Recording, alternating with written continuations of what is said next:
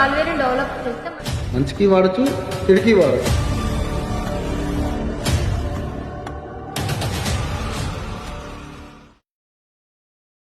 Sir if in case a మాల్వేర్ని develop చేస్తే మనం దాన్ని డిఫెండ్ చేసుకోగలమా? సో ఏఐ అనేది ఒక డబుల్ ఎడ్జ్ స్వార్డ్. లైక్ ఎలా అంటే it can be useful for positive way and it can be useful for negative వే. మంచికి వాడచ్చు, చెడుకి వాడచ్చు. ప్రజెంట్ ఉన్న టెక్నాలజీ పరంగా హ్యాకర్స్ అనే వాళ్ళు ఏఐ అనే టెక్నాలజీని యూజ్ చేసి మాల్వేర్స్ని డెవలప్ చేస్తున్నారు అనుకుందాం. At the same time defence team కూడా ఏం చేయొచ్చు, అదే ఏఐ ప్లాట్ఫామ్ని యూజ్ చేసి కొత్త కొత్త టూల్స్, ఈ మాల్వేర్స్ని ఐడెంటిఫై చేయగలిగే టూల్స్ని కూడా కొత్తగా డెవలప్ చేయొచ్చు. And at the same time కొన్ని హ్యూమన్ ఐడెంటిఫై చేయలేని మాల్వేర్స్ని కూడా ఏఐ ప్లాట్ఫామ్తో ఐడెంటిఫై చేసే అంత యాక్యురేట్గా ఏఐ ప్లాట్ఫామ్ అనేది సైబర్ సెక్యూరిటీకి హెల్ప్ అవుతుంది. రైట్.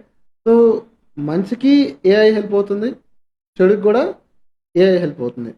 ఒకవేళ నిజంగానే ఫర్దర్గా ఏఐ బేస్డ్ కొత్త అటాక్స్ సైబర్ సెక్యూరిటీలో వచ్చినాయి అనుకుందాం, at the same time security కూడా ఏఐతో మనం ప్రొవైడ్ చేయొచ్చు.